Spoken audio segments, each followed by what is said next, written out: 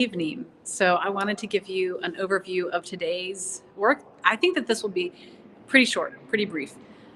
So we started with worship this morning and we had plenary. We did keep pretty close to schedule today, unlike yesterday when we continued in plenary for the entire morning. So that meant we spent the bulk of our time today in legislative committee. We had really just kind of one significant action item in the morning plenary, which was to authorize seating provisionally elected general conference delegates. And really what that predominantly is in the United States in conferences where a large number of delegates disaffiliated, like left the United Methodist Church, and then seats were open. And so it was unclear what the Judicial Council would rule and what General Conference would do in terms of seating delegates that were elected.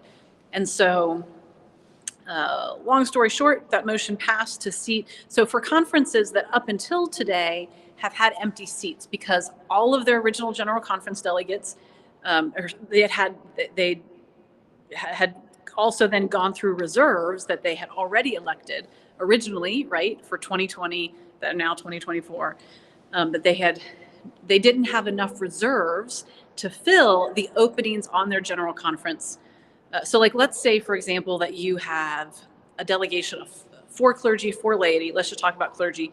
If 3 of your 4 clergy disaffiliated and then 2 of your reserves disaffiliated, like you'd end up with like still 1 open seat. And so anyway, so hopefully that process has begun. The conference did amend that petition to ask that process be completed by the end of business today so that those folks can be seated. I think that probably happened because I saw at least one new person in my legislative committee who I'm not sure, but may have been one of those provisionally seated folks that's now seated. Or not, they weren't provisionally seated. They were provisionally elected and they couldn't be seated until that motion of the General Conference. Again, and then we went into legislative committees. The legislative committee work varies significantly in the number of petitions that was before them. My understanding is that local church had 26 petitions. They finished today, I heard, around 4:30. Other committees are close to finishing, and other committees like mine and ordained ministry, we have a lot of really minute changes to the Book of Discipline before us. We still have over 100, maybe even over 120 petitions. We started with something like 170. So we've processed a lot of petitions and still have a lot more to do. And all of that has to be done by 9:30 tomorrow on Saturday. So tomorrow, same thing. We will be going into worship and plenary. There were some items that were on the consent calendar yesterday. And so that consent calendar, they're on the consent calendar from work yesterday. So they were on a consent calendar today. They could come to the floor tomorrow.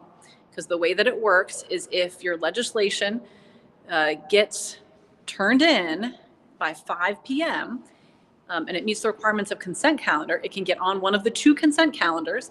It's printed in the morning, and then people have until 3 p.m. that day to try to pull something off the consent calendar, and anything that's left on the consent calendar goes to a vote the following day. So tomorrow, we would vote on consent calendar items that are still on the consent calendar for today. Items that either don't meet the requirements of the consent calendar, maybe they're constitutional, or if they get pulled off because somebody is able to gather 20 signatures, those items would get calendared. And because we're scheduled to do the bulk of our work in legislative committee, I would think that it would be unlikely that we'll do really any calendared items tomorrow, but we'll see. We'll see how things go. We continue to see really exciting work getting done around regionalization, removal of the restrictive language, and the revised social principles. But there's a lot of other things that are happening in legislative committees as well. Again, you can track legislation online. You can also, if you want to see the consent calendars, the Daily Christian Advocate should be going up online. You can see what those things are as well, so that you can track and see what's making it onto consent calendars. So grateful for legislative committee leaders and subcommittees. All of the committees, again, are very different. in terms of the 14 legislative committees, how many petitions they have, how much they have to work through, the type of work they have to do, how they're working with subcommittees, how they're working as the whole.